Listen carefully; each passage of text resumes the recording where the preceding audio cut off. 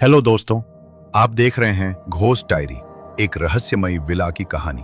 दोस्तों, अगर आपने अभी तक हमारे इस चैनल को सब्सक्राइब नहीं किया है तो जल्दी से कर ले, क्योंकि हमारे इस चैनल पे आपको रोज नई नई ऐसी ही डरावनी भूत प्रेत की कहानियां मिलेगी। चलिए बिना देरी के कहानी को शुरू करते हैं। राजस्थान के एक छोटे से कस्बे में, शहर से दूर वीरान इलाके में एक पुरानी हवेली है, मोहिनी विला। लोगों का कहना है कि ये हवेली करीब 70 साल से वीरान पड़ी है। इस हवेली की दीवारों पर अब बेलबुए उगाए हैं, खिड़कियां टूट चुकी हैं और रात के अंधेरे में इसकी काली परछाई दूर से ही दिल दहला देती है। पर मोहिनी विला का सबसे बड़ा डर वहां की मोहिनी है। कहते हैं मोहिनी कभी इसी हवेली की मालकिन थी, बेहद खूबसूरत पर उतनी ही रहस्यमयी। उसकी आंखों में अजीब सी कशिश थी, लेकिन जो उसकी आंखों में एक बार देख लेता वो कभी वापस नहीं आता। कस्बे के 4 दोस्त रोहित, सुमित, अंकिता और नेहा, जिन्होंने भूत प्रेत में कभी विश्वास नहीं किया, इत्ते फाइनली इन गाफिस पेट और आपका पिले, उन्होंने तय किया कि इस बार मोहिनी विला की सच्चाई खुद पता करेंगे। रात के 12 बजे चांदनी में डूबी वीरान सड़कों पर चलते हुए वो चारों हवेली तक पहुंचे। हवेली के बाहर लोहे का बड़ा सा गेट, जो जंग खा चुका था, खुद ब खुद खुल गया, जैसे किसी ने उनके स्वागत के लिए दरवाजा खोला हो। अंदर घुसते ही अजीब सी ठंडक उनके जिस्म में उतर गई। हवेली के अंदर सन्नाटा था। पर वो सन्नाटा भी ऐसा जिसमें कुछ सुनाई देता था। हवेली के अंदर हर कदम पर जमीन पर धूल जमी थी, लेकिन कुछ जगहों पर ताजा पैरों के निशान थे। वो चारों सहम गए, ये कोई और भी है यहाँ। तभी ऊपर की मंजिल से धीमी सी किसी औरत के रोने की आवाज आई, बहुत धीमी, बहुत दर्दनाक। नेहा बोली, क्या तुम सबने सुना? सबने सिर हिलाया। वो डरते डरते ऊपर जाने लगे। सीढ़ियां चरमरा रही थीं, लकड़ी की आवाजें किसी की सांसों जैसी लग रही थी। ऊपर पहुंचते ही सामने एक बड़ा सा आईना दिखा, धूल से ढंका हुआ। लेकिन जैसे ही उन्होंने पास जाकर उसे साफ किया, आईने में उनकी परछाई की जगह किसी और का, सफेद साड़ी में, लंबे खुले बाल, चेहरा झुका हुआ और आंखों से लगातार काली स्याही जैसी कोई चीज बह रही थी। सबने पलटकर पीछे देखा, वहां कोई नहीं था। फिर दोबारा आईने में देखा, वो औरत अब पास आ चुकी थी, बेहद पास। अचानक हवेली की एक दीवार से झाड़ फूंक गिरने लगी। पीछे एक पुराना कमरा खुला। कमरे में बहुत पुरानी तस्वीरें टंगी थीं। एक में वही औरत थी, मोहिनी। तस्वीर पर खून से लिखा था, जो मेरी हवेली में आया वो कभी नहीं लौटा। अंकिता ने दराज खोली, उसमें अखबार की कतरनें थीं। पढ़ने पर पता चला कि 1927 में मोहिनी नाम की एक औरत की रहस्यमयी तरीके से हत्या कर दी गई थी। उसकी लाश आज तक नहीं मिली। कहा जाता है उसकी आत्मा आज भी हवेली में भटकती है। तभी पीछे से ठंडी सांसों की फुंकार उनके कानों से टकराई। चारों ने देखा, हवेली के कोनों में परछाइयां चल रही थीं। दीवारों से खून टपकने लगा, छत से अजीब सी फुसफुसाहट आने लगी।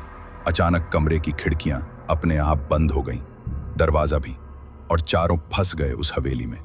तभी ऊपर वाले कमरे से फिर वही सिसकियों की आवाज आई। अब वो आवाज और नजदीक आ रही। नेहा बोली, हमें यहां से निकलना होगा। पर दरवाजा जाम था और तभी सीढ़ियों पर किसी के आने की आहट हुई। धीमे कदम, लकड़ी की चरमराहट के साथ। चारों के चेहरे का कद रंग उड़ गया। आहट रुक गई।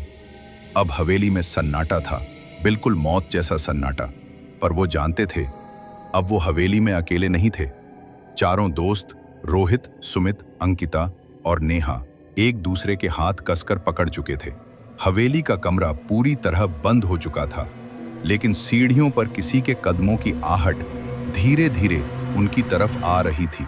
रोहित ने मोबाइल की टॉर्च जलाई, पर जैसे ही रोशनी दरवाजे की दरार पर पड़ी, वहां कुछ अजीब दिखा।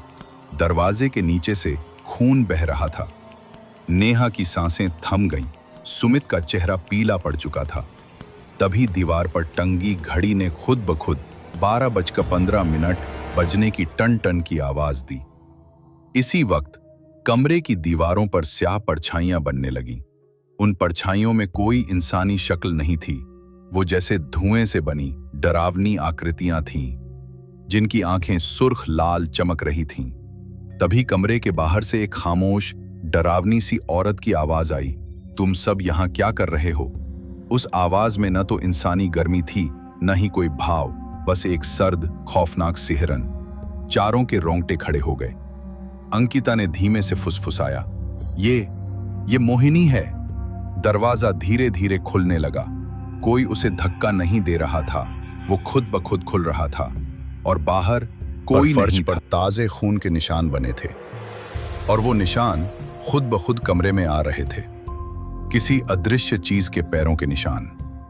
एक निशान शैतान निशान करने का उनका लेड।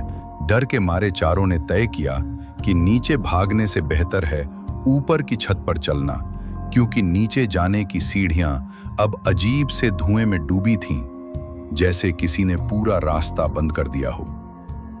वे डरते डरते ऊपर पहुंचे। छत पर चारों ओर वीरानी थी, लेकिन हवेली की पिछली तरफ एक छोटा कमरा और दिखा। वो कमरा बाकी हिस्सों से अलग, बिल्कुल नया सा लग रहा था। अगर दरवाजा की लो की तरफ सीन रोहित ने दरवाजा खोलने की कोशिश की, वो जाम था। तभी उस कमरे से अचानक एक लड़की की चीख सुनाई दी, बहुत दर्द भरी चीख। नेहा चौंकी, ये कोई मदद के लिए बुला रहा है। पर तभी कमरे पर टंगी जंग लगी तख्ती सबको दिखाई दी। इस कमरे को खोलना मौत को बुलावा देना है। फिर भी रोहित ने दरवाजा खोलने का फैसला किया, लेकिन जैसे ही उसने कुंडी पकड़ी, उसके हाथ पर किसी ने जकड़ लिया। अदृश्य हाथ जो बेहद ठंडे और सख्त थे। चारों ने पीछे देखा और एक ही पल में सबकी सांसें थम गईं। उनके चारों तरफ अब धुएं से बनी सैकड़ों आकृतियां मंडरा रही थीं। सबकी आंखें सुर्ख लाल, चेहरों पर दर्द, और हर कोई फुसफुसा रहा था, तुम बाहर नहीं जा सकते, मोहिनी लौट आई है। सुमित कांपते हुए बोला, ये सब आत्माएं हैं जो यहां फंस गईं।